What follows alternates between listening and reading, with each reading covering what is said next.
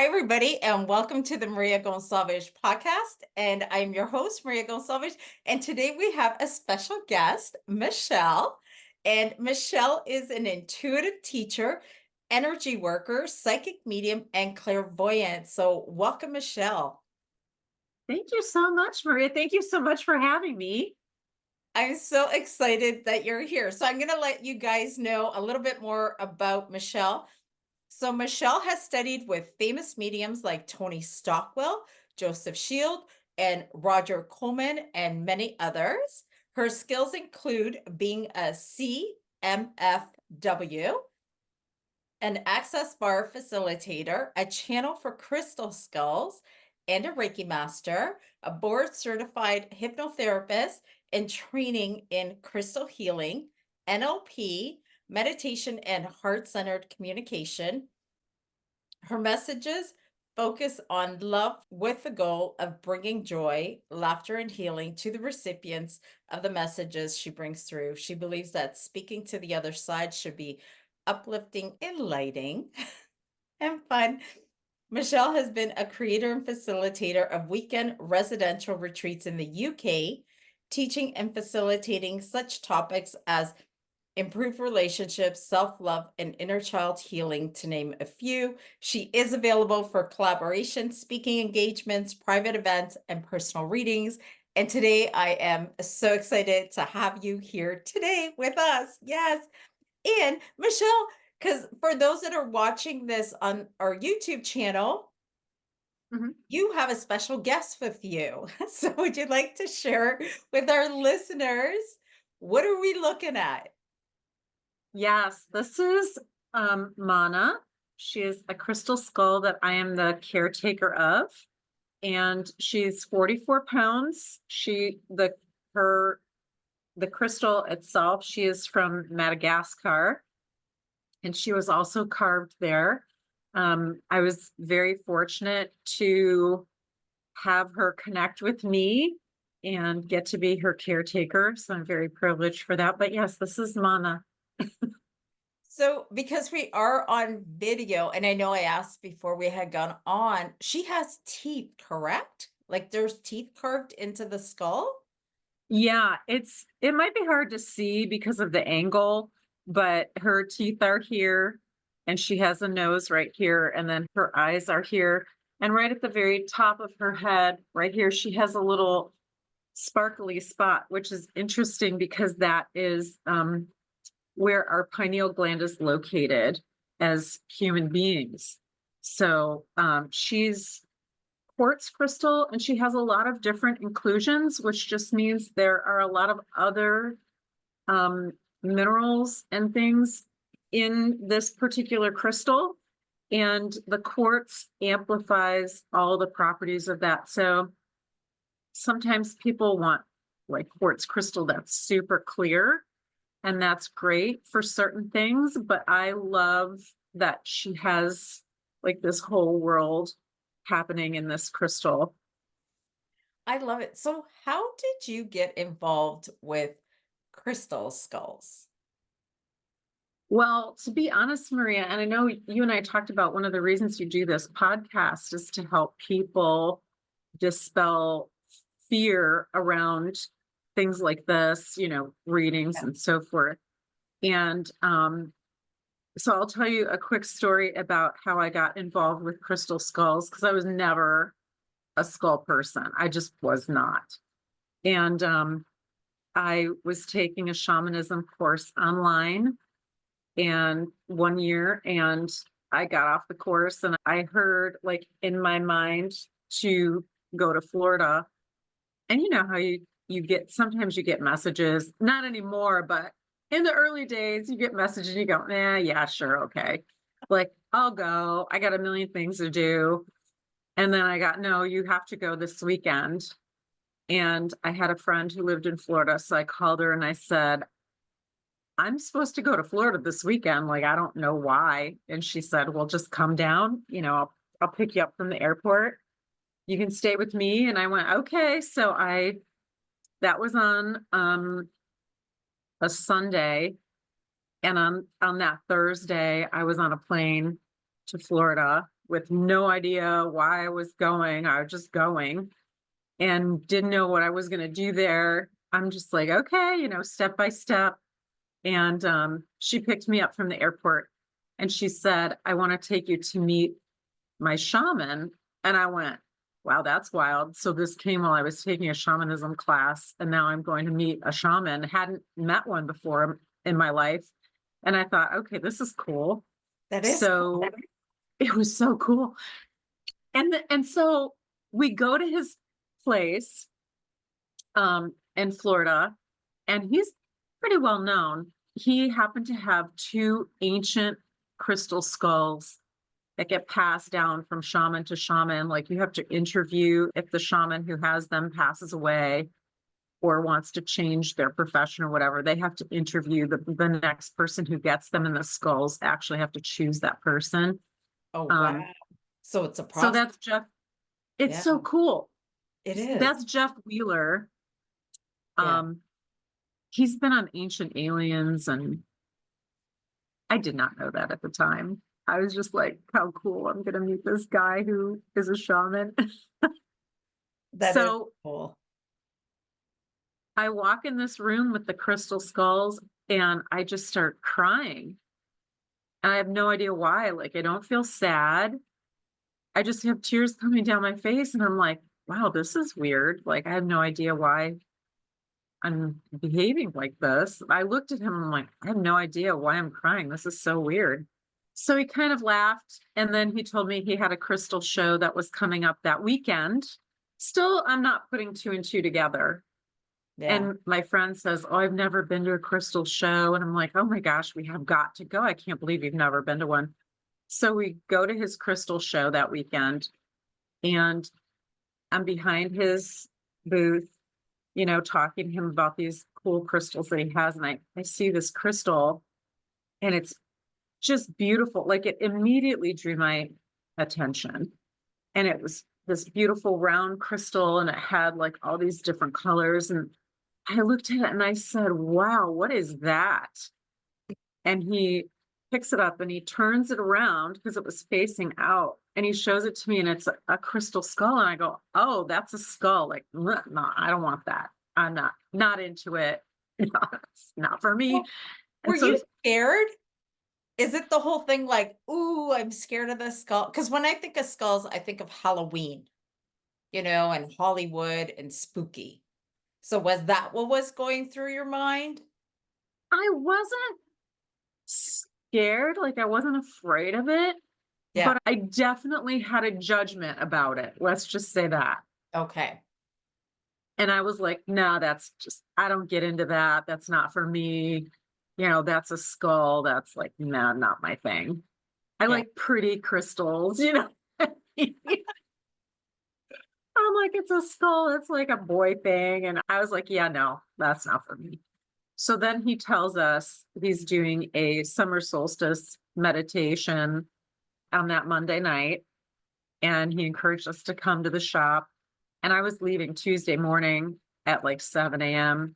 And I said, I looked at my friend. She's like, yeah, we can go to the meditation. I'm done with work. So Tuesday comes, and Tuesday morning, I look at her before she goes to work. I said, I have to go to the shop now. Like, I know we're supposed to go later, but I have to go now. I no idea why I have to go now. And she's my friend, so she's like, okay, just go now. She's not like, this girl's odd. So I go to the shop and I walk in, and Jeff looks at me. He's like, aren't I seeing you later? And I said, yeah, I don't actually know why I'm here. And he goes, okay, well, just, walk around and see if it comes to you. And he turns around to walk away. And Maria, out of my mouth, I say, do you have that crystal skull I looked at the other day? And it shocked me. It shocked me that I had no plan on saying that. I had no idea why I was there. And the words came out of my mouth, and I was just like, okay, how did I say that? Like, why did I say that? Where I wasn't even thinking about that. And he goes, yeah, sure. Like, I'll go get it. I haven't even unpacked the van. So he comes back with the skull, And at that point, my judgment is all suspended because I'm going, what the heck just happened? Like, how did I say that? Where did that come from? So I'm in this wonder, which is a key point to suspending judgment, is to be in wonder, which I didn't know at the Yes. time. I was just like flabbergasted, like, what the heck is happening? And he hands me the skull, and I look at the skull's face.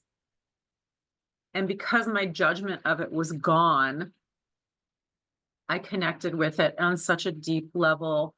And I felt such a beautiful, unconditional love, like I feel for my dog. You know what I mean? Yeah. And that's not an insult to the skull at all. That's really like a Family. testimonial. Yeah. And I just looked at Jeff and I go, I think this is mine. I think I'm supposed to take this with me. I think this is my skull. And so I took it home with me. And that was the beginning. I had no idea what to do with it. I was like, okay, now I have this skull. What do I do with it? Like, I don't have any idea.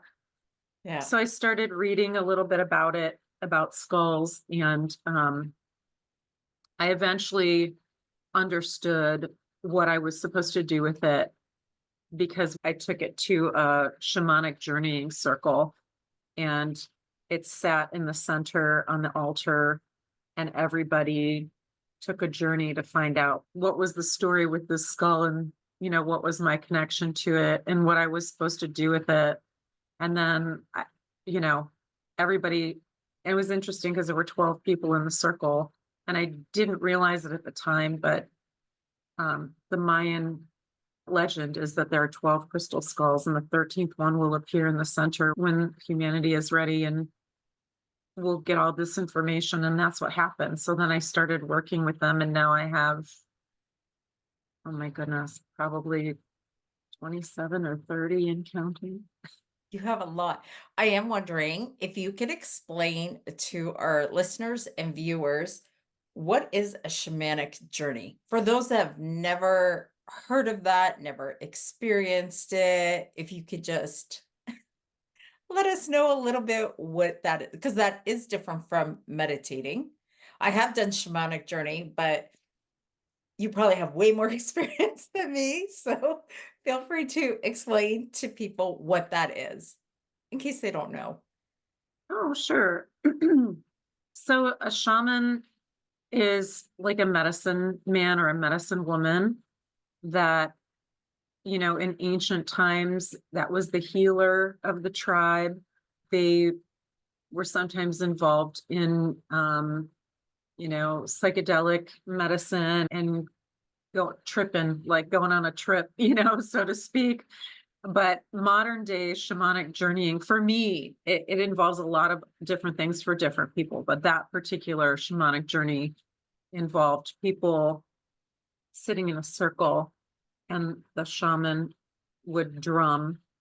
And with the rhythm of the drum, you kind of go into your own trance like meditation. And usually there's an intention set at the beginning, whether it's by the shaman or the shaman directs you to set your own intention of what you'd like to find out. And you can go to the different places. There's a lower world, a middle world, and an upper world. And the shaman should explain all those things. And you would travel to that particular world. In this instance, we traveled to wherever the skull was for each Yeah. individual person. And then you gather information in this kind of trance-like state. And then the shaman will direct you to come back, like bring all of your energy back to your 3D form. And then you can translate, you can journal what you experienced or share with others or whatever, whatever the intention is for the journey. I am curious when they did the journey with that particular skull, Mona, did other people have the same experiences or was everybody Yes, completely different? that's a good question. Well, first, Mana was a later acquisition. She was not the first one I started out with. Oh, Um, okay. Sorry. no, it's okay. The first one I started out with, he's smaller. He fits in the palm of your hand. Um, Perfect for traveling with your suitcase. Yes. I think if I would have seen her first, I would have went, "Absolutely no way." You know what I mean? She holds a lot of energy, and she's an investment piece. I wouldn't have done it. I don't I know myself, I wouldn't have done that initially. Um, but when we were journeying, to speak to your question, when we were journeying with the skull, it was interesting because when we came back, she went around the circle and asked everybody to relate, like, what they understood or what they had discovered about this skull. Yeah. And you know that game, like, I don't know if you guys played it in Canada, but when we were kids, we would do this thing in like kindergarten where one person would start a story The and they'd telephone stop, and game. then it's kind of like that. Like, you start a story and then the next person continues the story and the next person continues the story, and it like goes around the circle and everybody participates, and then at the end you Okay. have this amazing story. Yes, not the telephone game. That's that It's your game sounds more fun. I like that. Yes. We did play telephone too, though. That's another interesting story. Yeah, so she went around and it was just like that game. Like, the first person said what the skull had communicated to them, and the next one like carried on the story, and it was all very similar. It was just like that game. Everybody had a different piece of the story, but it was all part of the same story. Wow. Yeah, it was That really interesting. and now do you use that skull in sessions with people? Yes. I do crystal skull meditations where it's a guided meditation and people sit around the outside of the skull circle and the skulls are facing out, and I sit in the center and channel whatever comes through. Most of it's healing, and then some of it is opening people's gifts for them if they're willing to receive that.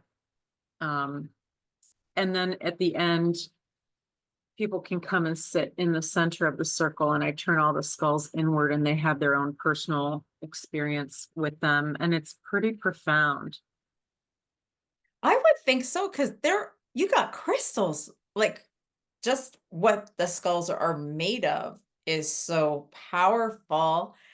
I am wondering for the skulls, how many different colors? I'm a colors person. How many different colored skulls do you have? Or are they kind of all in the same shade? They're all different. I My personal way of doing things is when I'm drawn to a skull or it comes into my awareness, I will always ask it if it would like to work with me. Um, and if it says yes, because my intention is healing and evolution and, connecting to higher self and really bringing a higher vibration to people.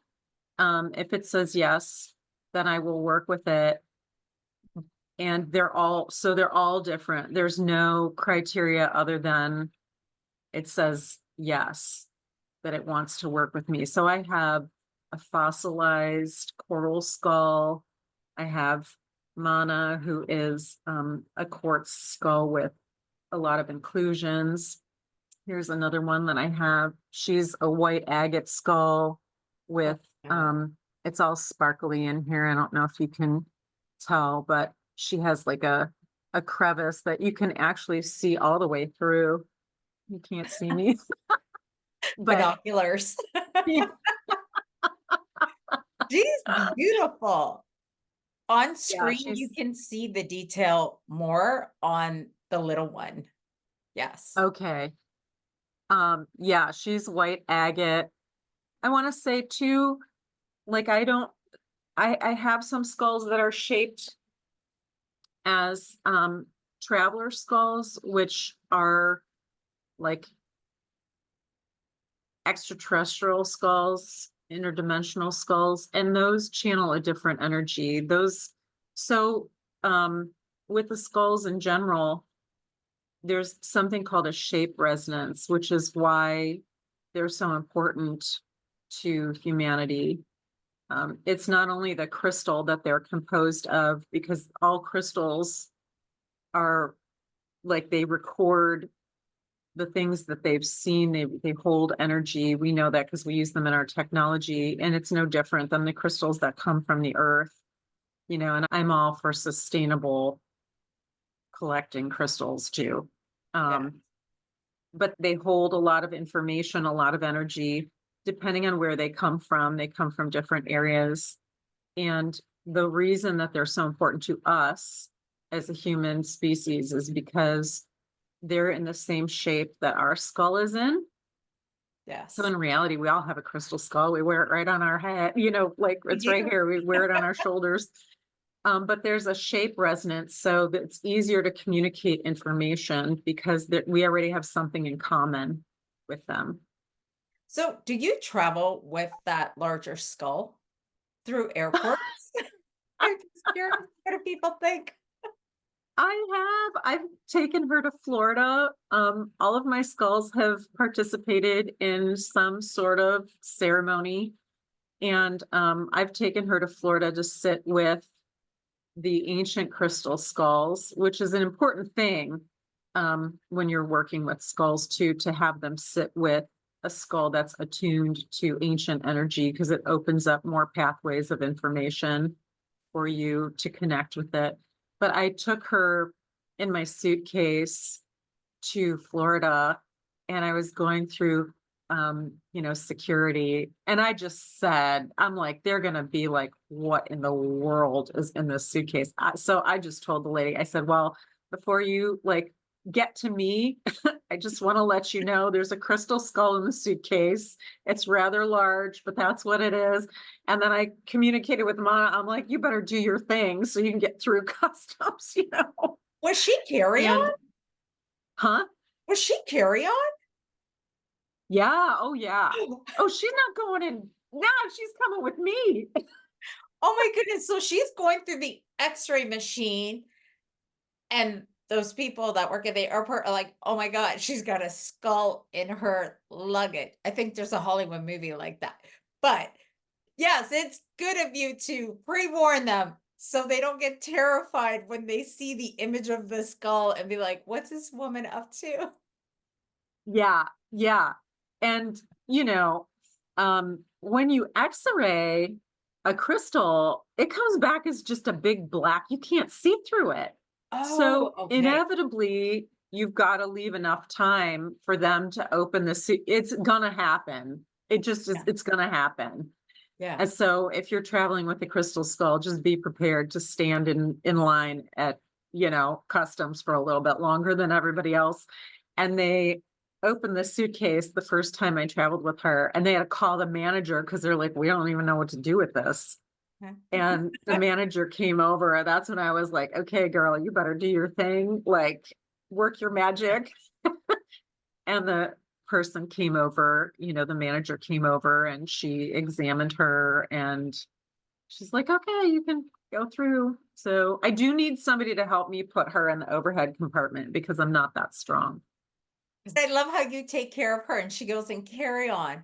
Because I would imagine going under the airplane with the regular luggage, she would probably break, or you got a package really good.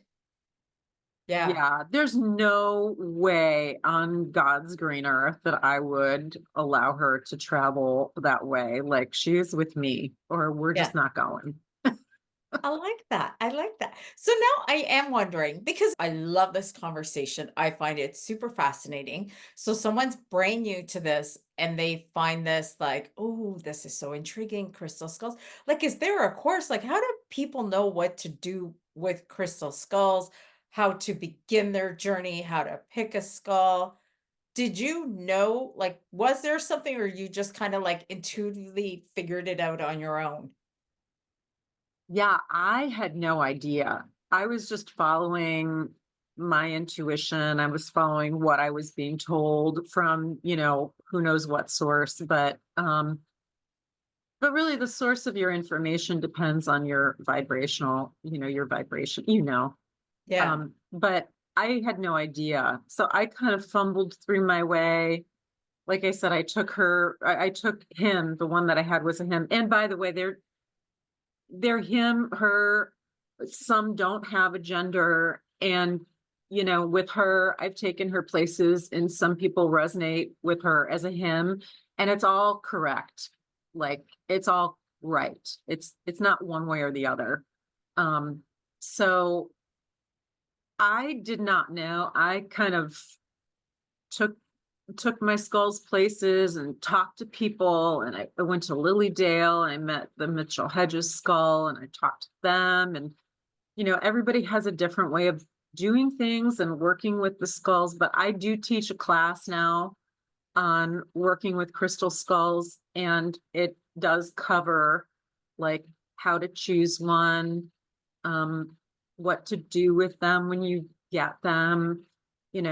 Some of them have names and they'll actually spell it out, and some of them won't. They don't say that because they don't have a way of relating that works with a name. Do you know what I mean? Some of them, Yeah. they're sounds, some of them are things you just couldn't even pronounce if you tried. Yeah. So, but I yeah, love I do teach a that. class.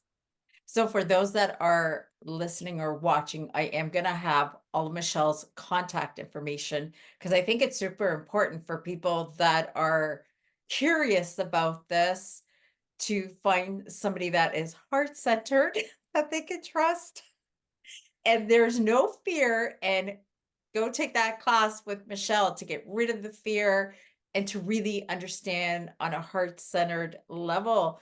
And you talked about the Mitchell skull that you went to see at Lilydale. What is that for people that don't know? Because I don't know. Okay, so the Mitchell Hedges skull is a skull that, I mean, gosh, Maria, I just love this. Thank you for asking me because I feel like I could talk about this for a million years. But anyway, the Mitchell We Hedges can. skull, we only have an hour. Um, the Mitchell Hedges skull is a skull that was found, I believe, in the 1920s at a site that was being excavated in South America. And the story behind the Mitchell Hedges skull is that it was an ancient artifact that was used by an ancient tribe in South America. I mean, skulls are sacred objects. They're not scary business. Hollywood has made them into scary business, and that's not what they're generally about. So the Mitchell Hedges skull, it's beautiful. It's stunning. It is the clearest quartz crystal I think I've ever seen. Um, there's a woman that found it. She was young at the time, and then they toured with the skull. There was a lot of controversy over the skull, saying it was fake. It wasn't like an old skull. They planted it there, all these things. But I want to say, I think it was Hewlett Packard who did a study on it, and like a crystal skull, you can't really tell how old it is. They're all ancient. I mean, how long did it take for the earth to create this crystal? But they're classified as ancient based on when they were actually carved into a skull. And to know when they were carved into a skull, you have to examine it to see when the carvings, like what kind of tools were used to carve. The Mitchell Hedges skull, there haven't been tools identified that could carve it. So it could have, there's a big mystery around that. But that is an ancient crystal skull based on the time that it was found and the story that's around it and how they believe it was carved. Actually, they don't know because we didn't have the tools to do that even at the time that it was found. They travel around the world with it, and it communicates with people. People say that they can see stories happening in the skull. There's a woman that channels for that particular skull. It's very, very interesting. It's a very interesting skull. It has a very interesting energy. So I'm wondering, the people that carve these skulls, they're not mass produced, are they? Or there's like only certain people. Like, how does that work? Like, who gets to carve the skulls? That's a really good question too. There are some people, one in particular, that's what he does. And so his skulls are considered pieces of art. They're extremely expensive. You do not have to spend a ton of money on a crystal skull. If you find one at a shop that calls to you and it's $10, it's just as relevant as one that would cost $10,000. Oh, Um, wow. yeah, so there are some people who specialize in it, and then people are interested in those skulls because of the artistry of it and because of the intentions that that artist would put into it. But Mana was carved by like a regular person. You know what I mean? It's more so to me, it's more so about if you connect with the skull and how you connect with it. It's not so much about who carved it or where it's from or how old it is. Okay, that makes sense because as you know, I'm a tarot card lover. And it's like you pick the cards that you're drawn to, and there are artists out there that their cards have become like collector's items and they're quite expensive. And then there are the ones that are a little bit cheaper. So yes, finding something that you are drawn to. I have absolutely loved this conversation. And now I want to go to you are a psychic medium. So, how did that happen? Were you always like that as a little kid, or did it happen later in life? So people get to know the other side of you too as the medium. Oh, thank you, Maria. Um, yeah, and that's how you and I met. Yes, So in a that's circle cool. years ago. Yeah, Yeah. Um, so I did not know that I could do that. I did always know when I was younger that when people would talk and they'd say something that wasn't true, I would really feel it in my body and somehow I would know what the truth was. And so as a child, we're so innocent. I'd be like, "Well, that's not true. This is true." And it was very unpopular, so I learned to just be quiet about that. Um, but I still always was very interested in metaphysical things. I'd stand at the library and I would say, "What book should I read?" And then I would just start walking and I would just pick a book off the shelf without even looking at it. And inevitably it'd be something about um, tarot cards or shamanic, soul retrieval or something like that. And it wasn't actually until in 2020 when the world kind of changed very dramatically that I explored mediumship, and I just thought, I wonder if I could do this. Like I can do these other things. I wonder if I could do it. And yeah, again, there's that wonder. If you can be in wonder, you can bypass the fear. Do you know what I mean? yeah. Because you're curious. Yeah. Yes. That's the key. Curiosity is the key. And took a class with Tony Stockwell. Again, I had no idea how I was going to do it, where I was going to get the money to do this, but I just kept feeling you need to do it. And I applied to do a year-long study program with him, and I was accepted.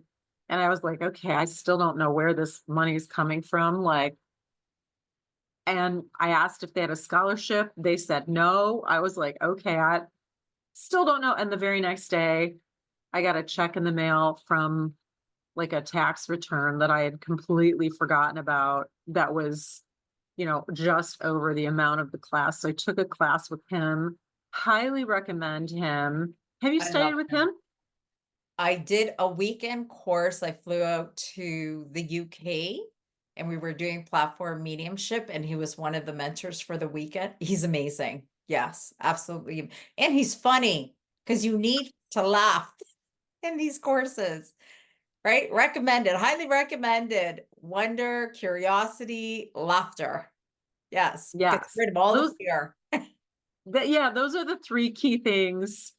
And if you I mean, that's true. And I love him too because he is so funny, just like you said.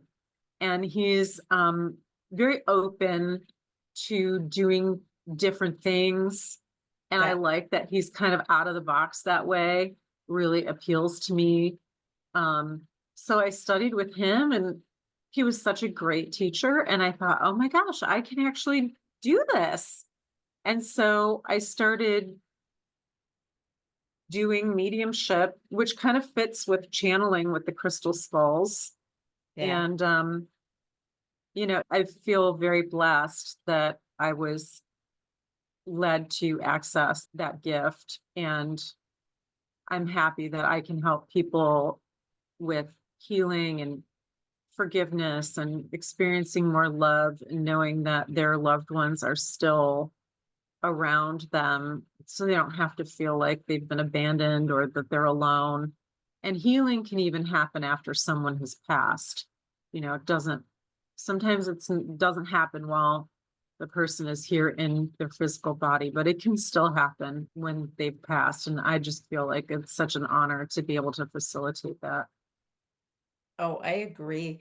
And then let's talk about that word that scares people, the word seance. Let's break down the fear with that word because I know there's a lot of people afraid of that word.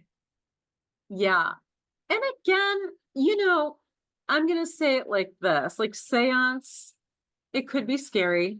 Some people like that. I don't do that. I don't do scary. There's enough scary Either. things in the world, not about it. You know what I mean?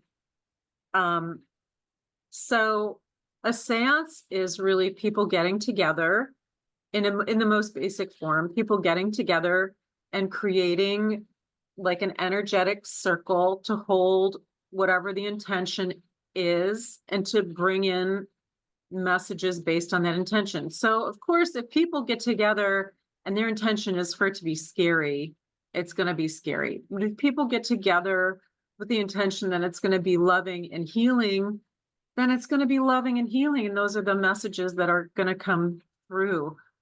Um, I, it's like watching TV. That's why we're called channels, right? You Yeah. turn to the channel that you want to watch something on. If you want to watch scary, it's available. That's not on my channel. I don't do that.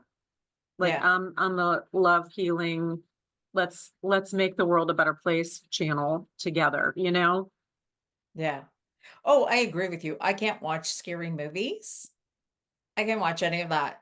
I sleep with the lights on. Not anymore, but I used to because I'd be so terrified. And that was just the beginning of my mediumship journey.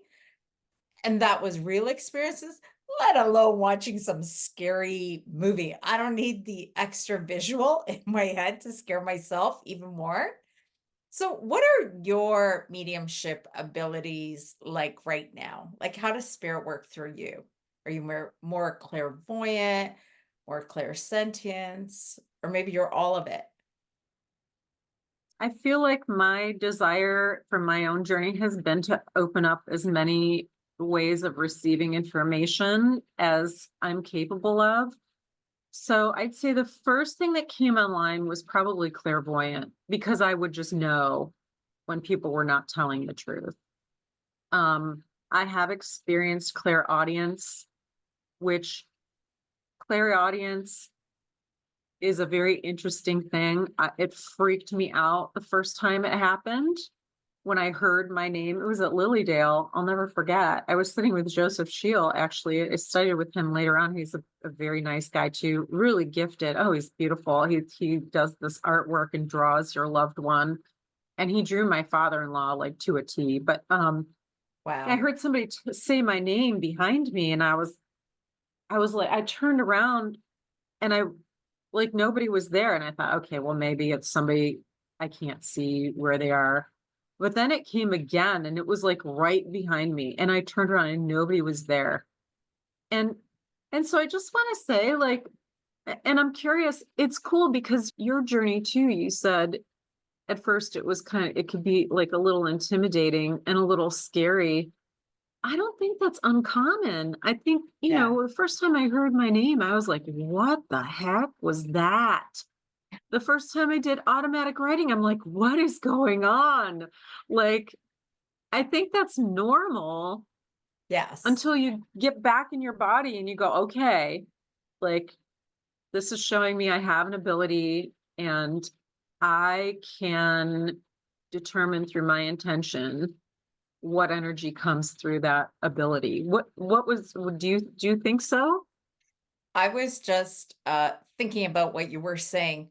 I think if you like, I grew up in a Catholic family, so we're not talking metaphysical. You're not going to see crystal skulls. You're not going to see any of that. So when you begin to have the experience of spirit, it is scary because it's unfamiliar.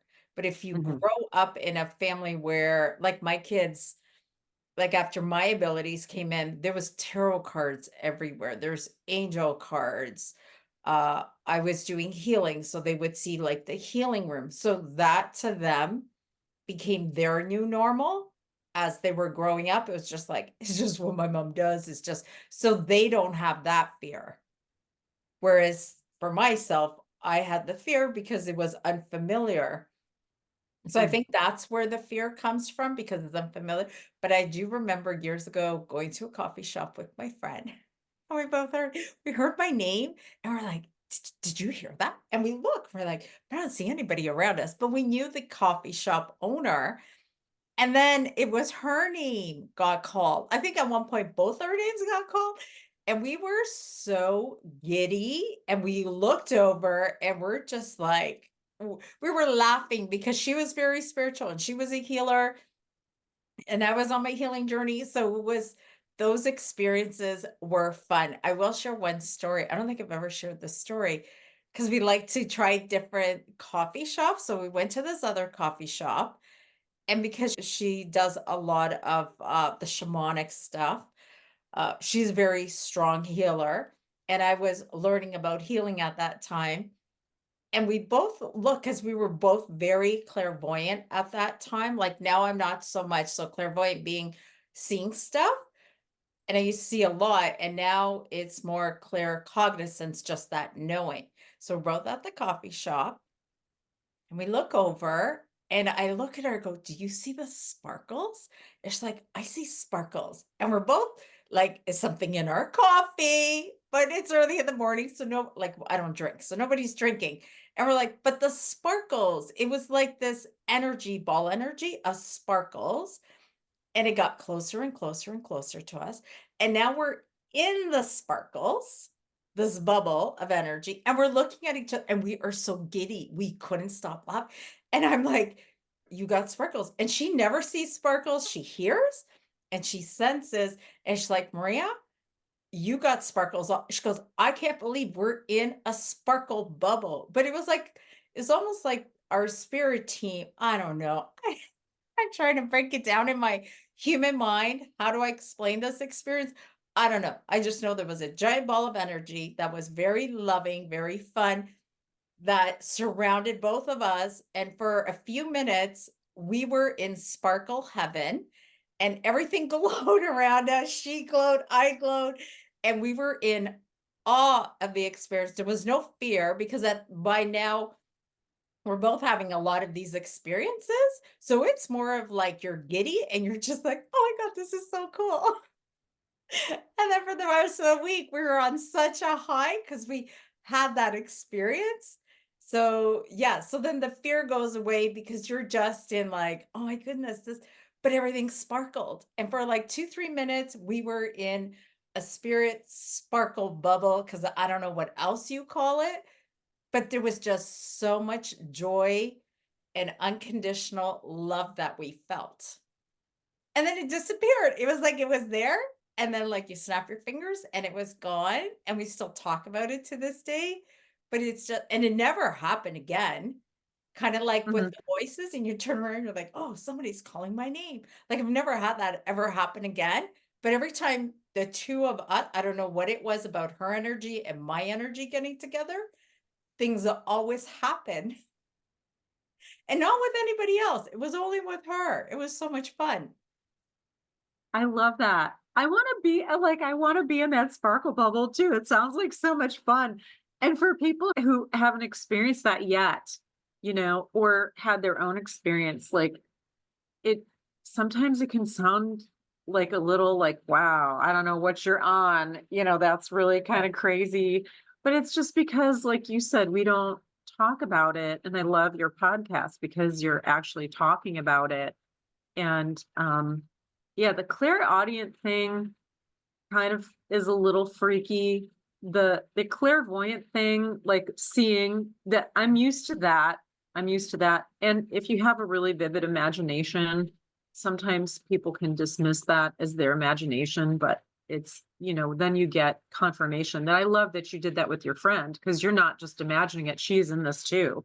You know Yes. what I mean? She's seeing it too, the confirmation.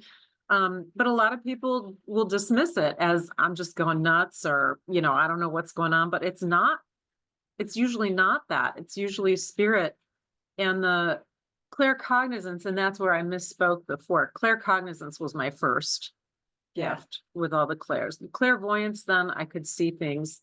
I've had the clairaudient experience, and I think it was really interesting. And then I've had like clairsentient experiences, which are normal for me when I'm doing mediumship, because people will often give me feelings in my body of how they passed. I'll start feeling like I want to, I can't breathe, or I want to put my head down, or my stomach starts hurting.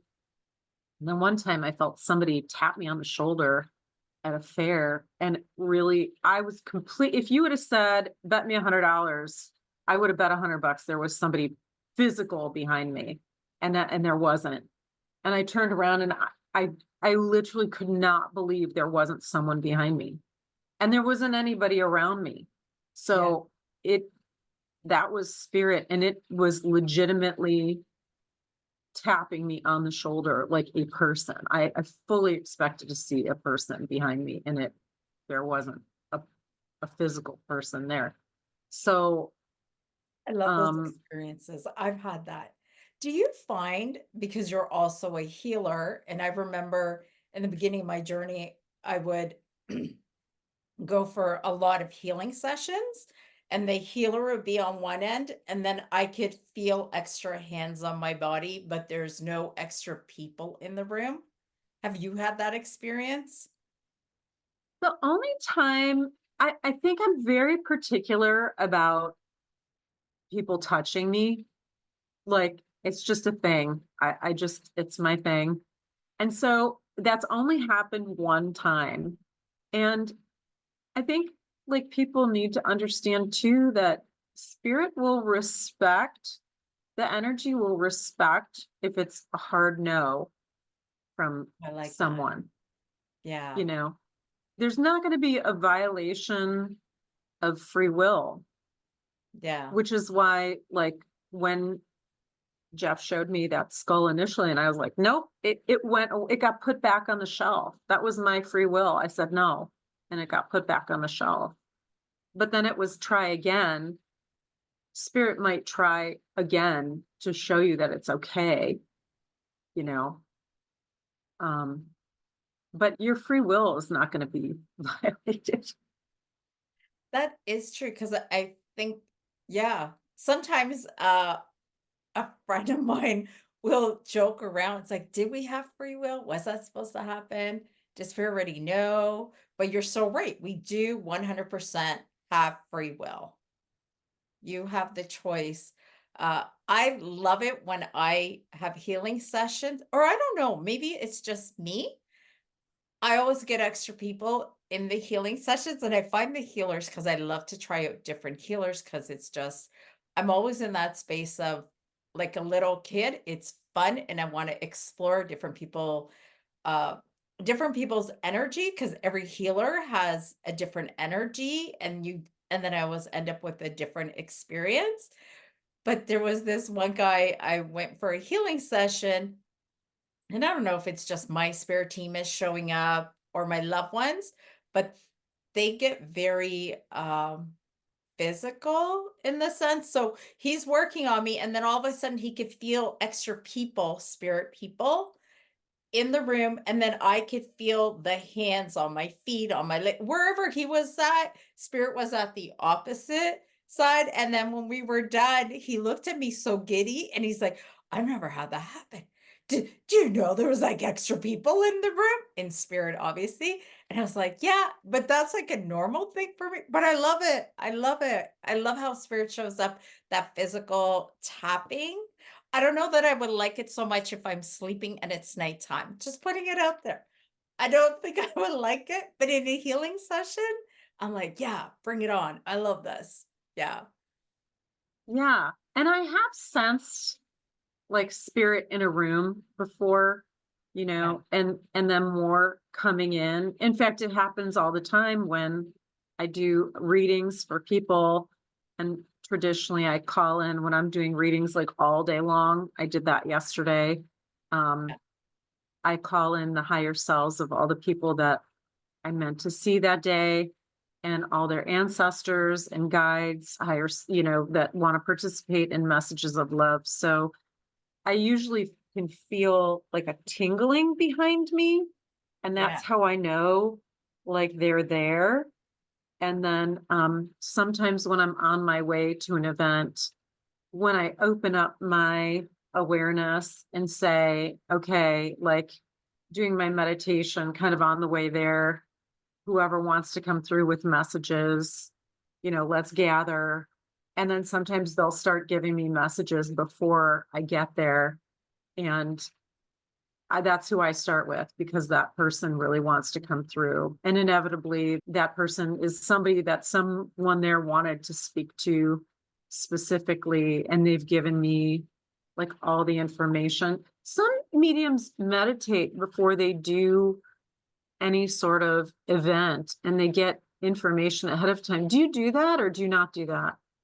So if I'm doing an event, because I used to do a lot of psychic fairs, I would sit in the power before I started, because it would be like from 10 to 4 or 9 to 4 the event, or to, it was many hours of doing readings. I would sit in the power before I started, and then not again, because now because you're like, it's a psychic fair. So you're doing readings back to back to back to back. But I will say, when I do readings online on Zoom and they're psychic readings, not mediumship, psychic, I will sit and meditate for a few minutes before the person shows up. And I write down everything I get, and then I put it to the side. And then they come on and we just start, like, I connect soul to soul and we start with the reading. And then I always find it super interesting that everything I meditated on 5 minutes, 5, 10 minutes before they got on, I will show them that piece of paper at the end and be like, before we started, I did meditate. And I just find it so cool how it matches how spirit Mm, works.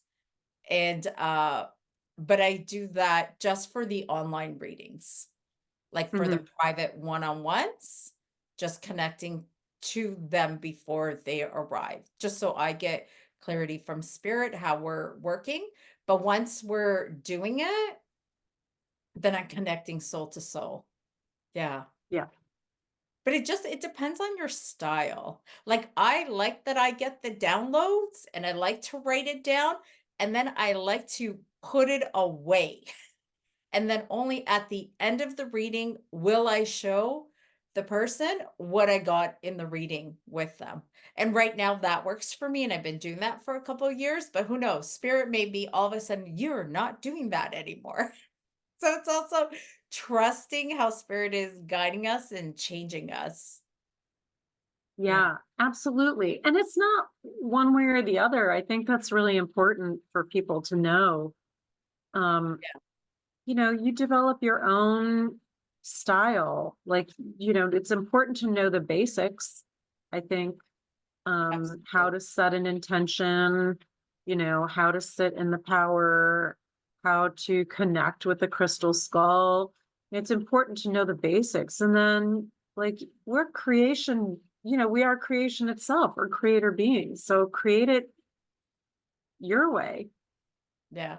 I think too, and this is just from my own experience, I think it's important to get training so you Yeah. understand what you're doing. And then at the end, because I feel like I'm going through this, like I've been trained by some of the most incredible, top gifted, world renowned mediums and healers. And then I sit with it and I'm like, okay, I've had all this incredible training over the years.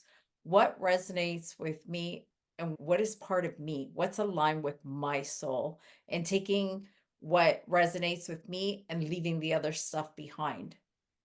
Because I think it's kind of like learning to ride a bike. You got the training wheels and you're learning with the training wheels, but eventually you have to take them out and let your soul shine.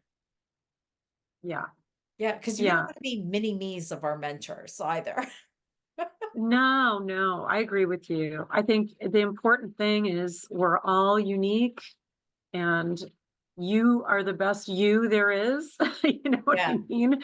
So to do it, to learn, absolutely, to train with people, to learn the basics, yeah, learn like what you're doing, experience what you're doing under somebody who can answer questions, with somebody who can answer questions about what you're experiencing. And like you said, the training wheels, it's somebody holding the bike for yeah, you.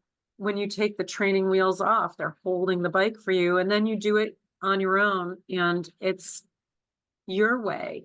Um, I noticed that they're getting a lot away from putting people in the box of how to do mediumship. yeah. Which is good because we Yeah. should be mini me's of other people. And two, like you said, we're all like the skulls, we're all individual creations. We all have our different life experiences, our different abilities, develop different ways. And then everybody's got to turn the channel to find the right medium to find the right healer that's aligned with us in that point in time within our life. Because I find the healers that I used to resonate with, that I would go to for sessions or for readings, I don't resonate with those people anymore, and that's okay. It's okay to turn the channel, like you said. I like that. I like that as a visual. Turn the channel and keep changing because I know there's also this myth, and I'll hear about it where it's like, no, I have to stay with this person for the next 4 or 5 years or I don't know, the whole world's gonna collapse. Like, I don't know. And I am that person. I go from mentor to mentor because I just want to learn and I want to learn different people have different experiences. And I find when I've met people that stay with the same mentor all the time, they almost become like mini me's. And I will correct myself, not everybody, but some people. But just go out and have fun and find the person that resonates with you. And there is no right or wrong way. There's no right or wrong way. And I think too, it's important to also mention they don't all need to be world renowned. There are incredible mediums in your backyard that are teaching that are aligned with you because not everybody gets the opportunity to have that uh, huge platform, or maybe they don't want it. And they're just Mhm. like your town's little secret of that incredible Mhm. medium. Like, hey, in Portugal, we got an incredible medium in our little town, and she's like the town secret, and she's amazing. And she's not out there. Nobody even knows she exists other than Yeah. the town people. Nobody knows she exists. And she's incredible and she's gifted. So also remembering that they're I feel like the world's best kept secrets and people will find them kind of like the skulls and the healers. You'll hear about these healers in these remote villages and mediums that no one's heard about them and they are so incredibly gifted. Mm. Yeah, absolutely. And once you start like going down a path, when it sparks your passion and you get that curiosity and that desire to learn more, spirit will take you, where you're meant to be. And with the crystal skull, what you mentioned about the crystal skulls, so many different people doing so many different things in so many different ways. That is true with crystal skull work as well. There's so many different people that do things in different ways. And in October, the weekend of the 27th, there's going to be a crystal skull conference online. So people can go to that without even having to leave their home, and they can see like multiple different crystal skull caretakers and hear about their different experiences and how they work with the crystal skulls and learn so much about that. And I'll give you a link to that event that you can put in your description if you like. Oh, Um, absolutely. And what is the name of your website, Michelle? so mine is you can find me on Facebook, Okay. and my page is Come Home to Your Heart with Michelle. And it has a little link to my website on my Facebook page that you can go to book readings, book classes. You can see where I'm going to be for different events on my Facebook page. So I still do fairs, all the way through to, I live in Ohio, so I go all the way to West Virginia. Yesterday I was in Marietta, Ohio, which is Southern Ohio. I do events up here at a winery, a mediumship event, the seance in the cellar, which is not scary. Oh, um, good. Meditations. It'll have everything that I do on my Facebook page. So people can certainly connect there, book a Okay. reading on my website, or message me if they have any questions about anything. Okay. And can people have sessions with you online too? Is that available? Absolutely. Okay. Yeah, yeah. And I want to say that like online sessions they're really effective because energy is not bound by time and space. So you can have a communication with crystal skulls, which is where I've taught. My crystal skull classes have been online, and people have gotten a lot out of them. You don't have to have a physical crystal skull to participate in the class. I bring mine. You can connect with mine and discover if you want a crystal skull, and learn how they choose you and how you choose them. And yeah, so online, I do online readings, online meditations. Yeah, absolutely. Beautiful. Thank you so much, Michelle, for being with us and for sharing your passion because I have learned so much about crystal skulls. And honestly, you have taken so much fear away from myself because I wasn't really sure. Like even before we started the interview and before I started to learn more about it, I was like, I'm not sure about this. But I'm so glad that, you know, the skulls are like, no, we are going and we are going to teach you, Maria, and everybody else. And we're getting rid of all that fear. So I'm so grateful that you said yes to being a guest today. And I hope that those people that are listening today or watching this that whatever fear you had about crystal skulls and working with them, that has all disappeared.